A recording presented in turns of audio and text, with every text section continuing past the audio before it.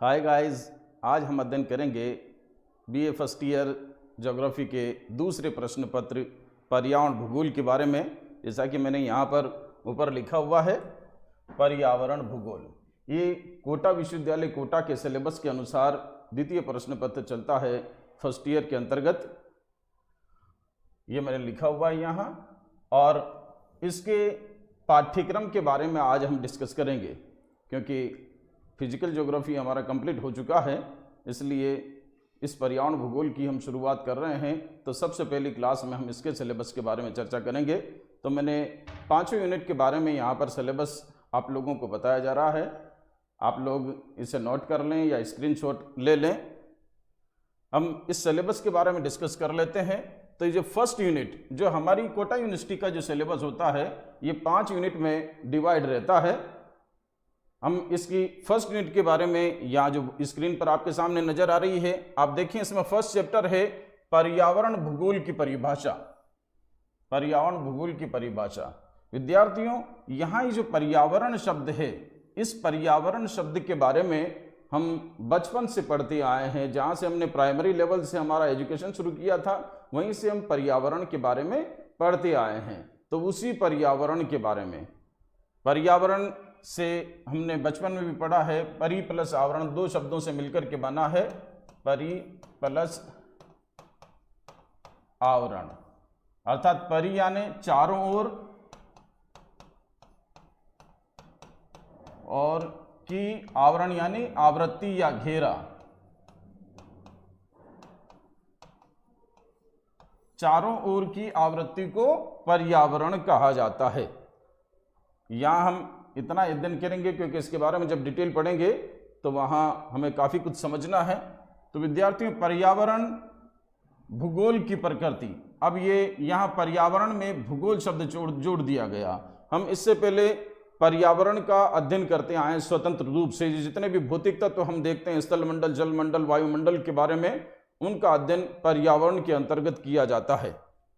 तो यहाँ पर्यावरण भूगोल शब्द जोड़ दिया गया है क्योंकि जितने भी भौतिक तत्व हैं, मानव इनमें निवास करता है, स्थलीय भाग पर निवास करता है, और वायुमंडल का भी उपभोग करता है, स्थल मंडल का भी उपभोग करता है, जलमंडल का भी उपभोग करता है। यहाँ पर व्याप्त समस्त जो प्राकृतिक तत्व हैं, उन सब का वो उपभोग करता है। तो मानव ने अपने विकास के साथ साथ प्रकृति के साथ छेड़छाड़ भी की है। तो कुछ प्रदूषण की समस्याएं यहाँ पर बढ़ी है। अब उन समस्याओं के समाधान के लिए जरूरत होती है उसके अध्ययन की, उसके एनालिसिस की। तो उन समस्याओं के समाधान का जो अध्ययन किया जाता है वो भूगोल के अंतर्गत किया जाता है, इसलिए पर्यावरण भूगोल शब्द यहाँ पर लिया गया।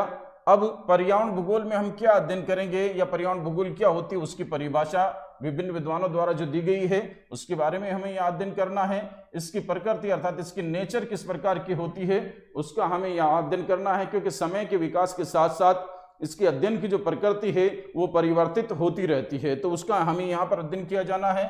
और इस पर्यावरण भूगोल के अंतर्गत किन किन तत्वों का अध्ययन समाहित किया गया है, अर्थात इसके अध्ययन क्षेत्र या विशेष क्षेत्र के बारे में हमें अध्ययन किया जाना है। तो फर्स्ट चैप्टर में हमें पर्यावरण भूगोल की परिभाषा, प्रकृति और विशेष क्षेत्र की विवेचना करनी है, विशेष क्षेत्र का अध्ययन करना है। तो इसमें से कोई भी एक क्वेश्चन अवश्य पूछ लिया जाता है।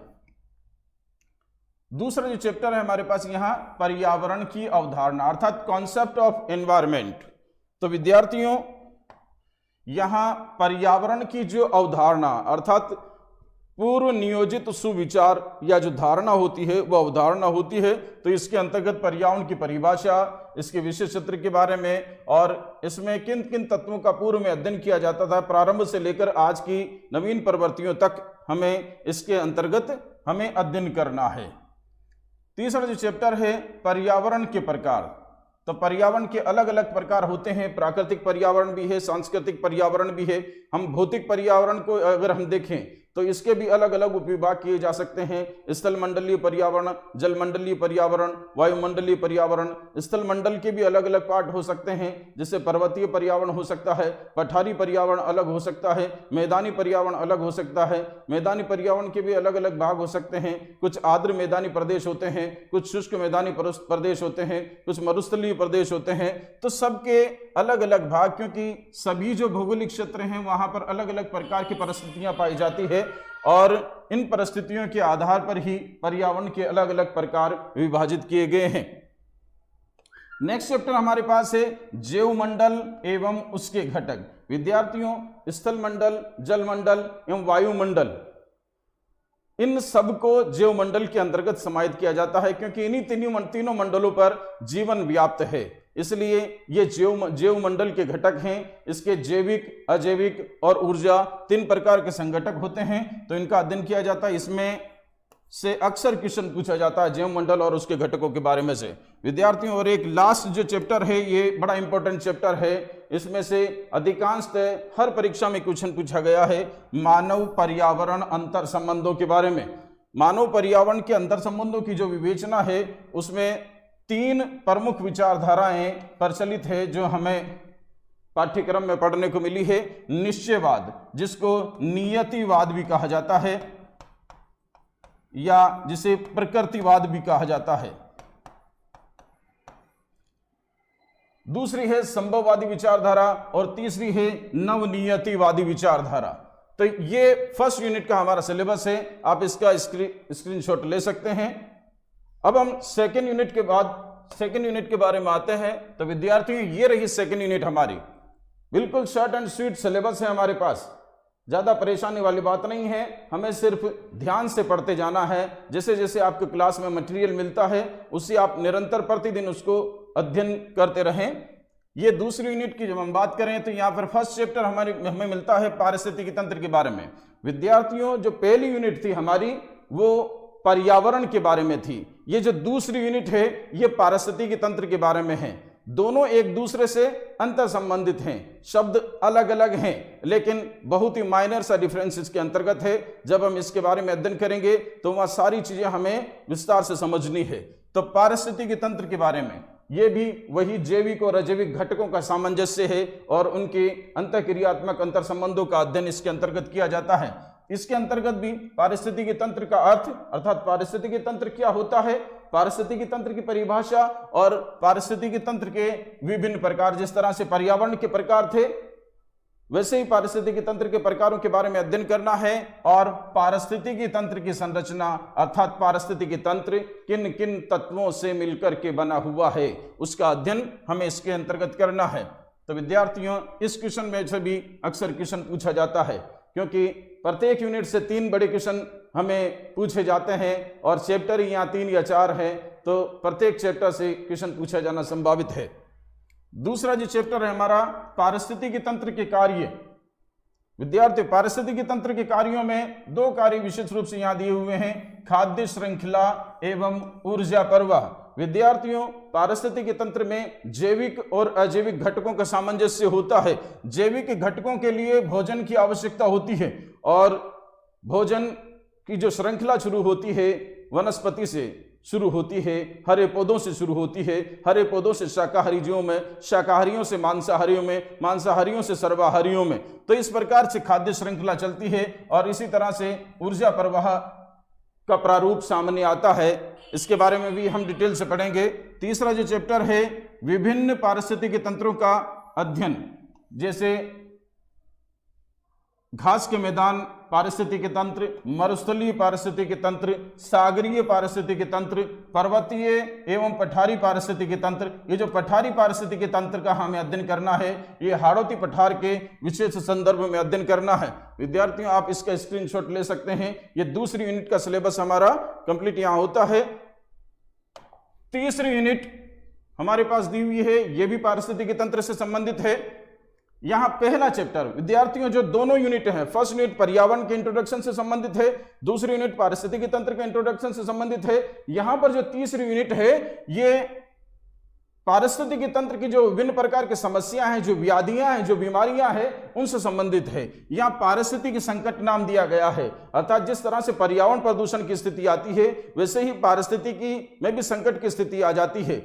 पर्यावरण प्रदूषित होगा तो उसकी अग्रिम अवस्था पारिस्थितिकी संकट की अवस्था होगी, तो उसका अध्ययन यहाँ पर हमें किया जाना है पारिस्थितिकी संकट के अंतर्गत। इसी ही प्रकार ऊर्जा संकट का भी हमें अध्ययन किया जाना है, जिस प्रकार के ऊर्जा के विभिन्न स्रोतों का दोहन निरंतर गति से बढ़ता जा रहा है और अनियंत्रित और अविवेकपूर्ण ढंग से हम जो उसका उपयोग कर रहे हैं, और इसके जो साधन हैं ये सीमित मात्रा में प्रकृति ने हमने दिए हैं, तो निरंतर अनियंत्रित और अविवेकपूर्ण ढंग से उपयोग के कारण ऊर्जा संकट की स्थिति देश के सामने मंडरा रही है। और विद्वानों द्वारा ऐसा माना जाता है कि आने वाले 2030 के बाद अगर इसी गति से हम पेट्रोलियम संसाधनों या ऊर्जा संसाधनों का उपयोग करते रहे तो हमें भविष्य में ऊर्जा संकट का सामना, गंभीर ऊर्जा संकट का सामना करना पड़ सकता है। नेक्स्ट जो चैप्टर है प्राकृतिक आपदाएं। विद्यार्थियों, इस पारिस्थितिक संकट से अक्सर क्वेश्चन पूछा जाता है फर्स्ट चैप्टर से, और दूसरा प्राकृतिक आपदाओं से क्वेश्चन पूछा जाता है। प्राकृतिक आपदाओं में ये कुछ प्राकृतिक आपदाएं हमें दी हुई है: बाढ़, सूखा एवं अकाल, भूकंप, ज्वालामुखी, मृदा अपरदन, मरुस्थलीकरण एवं वन विनाश। इनमें से इन प्राकृतिक आपदाओं के जो अलग अलग प्रारूप दिए हुए हैं, यहां पर या तो ये पूछा जा सकता है कि विभिन्न प्रकार की प्राकृतिक आपदाओं का अध्ययन कीजिए, और साथ में यह भी पूछा जा सकता है कि किसी एक के बारे में या मरुस्थलीकरण के बारे में विस्तार से भौगोलिक लेख लिखिए, या मृदा अपरदन पर भौगोलिक लेख लिखिए। तो किसी एक के बारे में भी विस्तृत क्वेश्चन पूछा जा सकता है, इनका हमें यहां पर अध्ययन करना है। और अंतिम चैप्टर है तीसरी यूनिट में हरित क्रांति का भारतीय पर्यावरण प्रभाव, पर्यावरण पर प्रभाव। तो विद्यार्थियों, हमने हरित क्रांति के बारे में सुना ही है। 60 से 70 के दशक में जो खाद्यान्न उत्पादन के लिए विशेष क्रांति हुई थी, खाद्यान्न उत्पादन को बढ़ाने के लिए, उसी क्रांति को हरित क्रांति के नाम से जाना जाता है। तो इसका हमें अध्ययन करना है कि इस हरित क्रांति का भारतीय पर्यावरण पर क्या विशेष प्रभाव पड़ा। इसका स्क्रीनशॉट आप ले लें। अब हम आते हैं चौथी यूनिट पर। तो विद्यार्थियों, पर्यावरण भूगोल के अंतर्गत जो चौथी यूनिट का सिलेबस है वह है पर्यावरण अवक्रमण। फर्स्ट चैप्टर है पर्यावरण अवक्रमण या एनवायरमेंटल डिग्रेडेशन। विद्यार्थियों, जिस तरह से पर्यावरण प्रदूषित होता है, उसी प्रकार से जब पर्यावरण के जो वांछित तत्व हैं, अर्थात पर्यावरण के जो संतुलित तत्व हैं, किसी भी कारणवश उन पर्यावरण के संतुलित तत्वों में कमी हो जाए या वृद्धि हो जाए, तो ऐसी स्थिति में पर्यावरण का संतुलन बिगड़ जाता है, और इसी पर्यावरण की असंतुलित स्थिति को कहा जाता है पर्यावरण अवक्रमण की स्थिति। इसमें से भी अक्सर क्वेश्चन पूछा जाता है। दूसरा चैप्टर है हमारे पास सतत विकास, जिसको धारणीय विकास भी कहा जाता है, अर्थात हम जितने भी प्राकृतिक संसाधन हैं उनका सोच समझकर विवेकपूर्ण ढंग से उपयोग करें, और इस तरीके से उपयोग करें कि हमारी आने वाली पीढ़ियां भी उन संसाधनों का उपयोग कर सके। इसी सोच को साथ में लेकर के किया गया विकास धारणीय विकास या सतत विकास कहलाता है। इसका हमें विस्तार से अध्ययन करना है। नेक्स्ट चैप्टर है पर्यावरण प्रदूषण के बारे में। विद्यार्थियों, इस पर्यावरण प्रदूषण वाले चैप्टर से 100% क्वेश्चन पूछा जाता है। आप इनके बारे में भी बचपन से पढ़ते आए हैं। तो वही जल प्रदूषण, वायु प्रदूषण, मृदा प्रदूषण, ध्वनि प्रदूषण, और एक नया जो प्रदूषण है रेडियोधर्मी प्रदूषण हमें यहां पर पढ़ने को मिलेगा। ज्यादातर जो क्वेश्चन है जल प्रदूषण और वायु प्रदूषण से ही पूछा जाता है, और इनके बारे में आप छोटी क्लासों से ही पढ़ते आए हैं। तो इसमें जल प्रदूषण किस प्रकार होता है, इसके स्रोत क्या होते हैं, इसके दुष्परिणाम क्या हो सकते हैं, इसका निराकरण किस प्रकार से किया जा सकता है, इन सभी तथ्यों का हमें यहाँ पर अध्ययन किया जाना है। रेडियोधर्मी जो प्रदूषण होता है ये परमाणुवीय विखंडन के से या रेडियो सक्रिय पदार्थों के विखंडन से जो कचरा निकलता है, या परमाणु बम परीक्षण जो किए जाते हैं तो उनसे जो कचरा निकलता है उनके माध्यम से रेडियोधर्मी प्रदूषण फैलता है। नेक्स्ट जो चैप्टर है हमारे पास ग्रीन हाउस प्रभाव एवं ओजोन क्षरण की स्थिति। विद्यार्थियों, क्योंकि बढ़ते हुए प्रदूषण के साथ साथ यहां पर पृथ्वी तल पर तापमान में निरंतर वृद्धि होती जा रही है, अर्थात ग्रीन हाउस इफेक्ट यहां पर अपना असर करता जा रहा है यहां पर विश्व तापमान में वृद्धि होने के कारण। तो इससे क्या हो रहा है कि ओजोन क्षरण हो रहा है, ओजोन परत में रिक्तता होती जा रही है। इसका हमें विस्तार से अध्ययन करना है। और अंत में जो चौथी यूनिट का लास्ट चैप्टर है जैव विविधता एवं उसका संरक्षण। विद्यार्थियों, इस पृथ्वी तल पर विभिन्न प्रकार की वनस्पतियां और विभिन्न प्रकार के जीवों की प्रजातियां पाई जाती है, और जिस क्षेत्र में एक ही प्रकार की जैविक प्रजातियां विद्यमान होती है वो जैविक क्षेत्र कहलाता है या जैव विविधता क्षेत्र कहलाता है। जिस क्षेत्र में जितनी ज्यादा विभिन्न प्रकार की अलग अलग प्रजातियां पाई जाती है वो क्षेत्र उतना ही जैव विविधता वाला क्षेत्र कहलाता है। तो धरातल पर पाए जाने वाले मुख्य जैव विविधता वाले क्षेत्र और उनका संरक्षण किस प्रकार से किया जा सकता है, इसका अध्ययन हमें यहां पर करना है। आप इस चौथी यूनिट के सिलेबस का स्क्रीनशॉट ले सकते हैं, और अंत में हमारी जो यूनिट होगी 5वीं यूनिट वो इस प्रकार से है। 5वीं यूनिट में जो फर्स्ट चैप्टर है पर्यावरण प्रबंधन के बारे में, और इस पर्यावरण प्रबंधन के अंतर्गत हमें मृदा प्रबंधन, वन प्रबंधन, जल प्रबंधन, वन्य जीव प्रबंधन, ऊर्जा प्रबंधन एवं आपदा प्रबंधन का अध्ययन किया जाना है। तो विद्यार्थियों, ये तो प्राकृतिक संसाधन हुए, मृदा, वन, जल, वन्य जीव एवं ऊर्जा, इनका प्रबंधन भी हमें करना है। और आपदा प्रबंधन के अंतर्गत हमें जैसे बाढ़ है, भूकंप है, अकाल है, ये जितनी भी प्राकृतिक आपदाएं जो होती है उनसे कैसे निपटा जा सकता है, उन सारी चीजों के प्रबंधन के बारे में हमें यहां पर अध्ययन करना है। इसमें से भी अक्सर क्वेश्चन पूछा जाता है। नेक्स्ट चैप्टर है 5वीं यूनिट में पर्यावरण जागरूकता एवं पर्यावरण शिक्षा। विद्यार्थियों, पर्यावरण को सबसे ज्यादा नुकसान हो रहा है अनभिज्ञता के कारण, अशिक्षा के कारण। इसलिए पर्यावरण को सुरक्षित रखने के लिए या पर्यावरण प्रबंधन को सार्थक बनाने के लिए आवश्यकता है लोगों को पर्यावरण के बारे में जागरूक करने की, और लोगों में जागरूकता लाने के लिए उन्हें पर्यावरण के बारे में शिक्षा देनी होगी, अर्थात पर्यावरणीय शिक्षा का प्रसार करना होगा। इसके बारे में भी हम विस्तार से चर्चा करेंगे। और अंतिम चैप्टर है भारत में पर्यावरणीय समस्याएं एवं उनका नियोजन। विद्यार्थियों, पर्यावरणीय समस्या जो है ये सिर्फ भारत की नहीं है, बल्कि ये संपूर्ण विश्व की समस्या है, इस पृथ्वी तल की समस्या है, इस पृथ्वी की समस्या है। तो पर्यावरण को सुरक्षित रखने के लिए हमें पृथ्वी को बचाना होगा, और इसके संदर्भ में हम भारत में जो पाए जाने वाली विभिन्न प्रकार की पर्यावरणीय समस्याएं हैं, जैसे मृदा प्रदूषण की समस्या है, मरुस्थलीकरण की समस्या है, वन विनाश की समस्या है, ऊर्जा के संकट की समस्या है, आपदाओं की प्राकृतिक आपदाओं की समस्या है, तो उन विभिन्न प्रकार की समस्याएं एवं उसको किस प्रकार से नियोजित किया जा सकता है उसका अध्ययन हमें यहां पर करना है। तो विद्यार्थियों, ये 5 यूनिट का सिलेबस आपका यहां पर कंप्लीट हो जाता है। आप इसका स्क्रीनशॉट ले सकते हैं।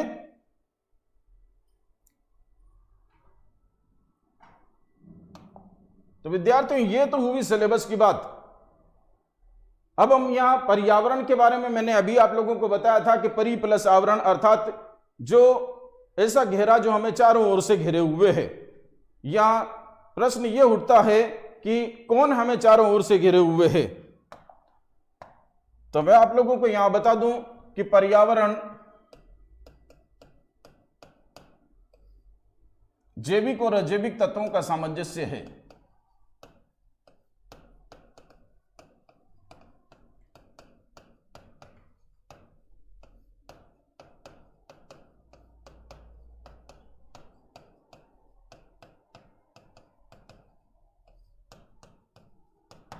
जैविक और अजैविक तत्वों का सामंजस्य है।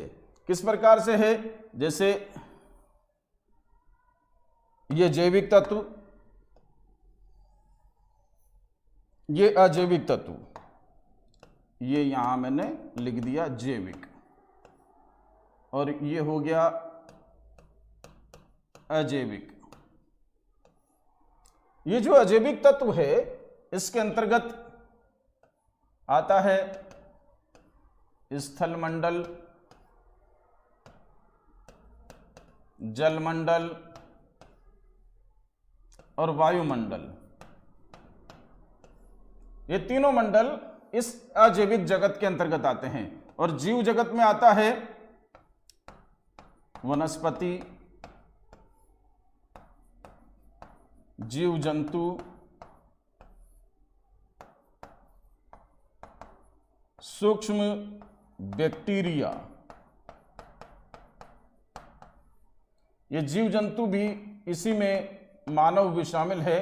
तो ये तो हो गया जैविक जगत, ये हो गया अजैविक जगत। अर्थात जो शब्द आता है चारों ओर की आवृत्ति,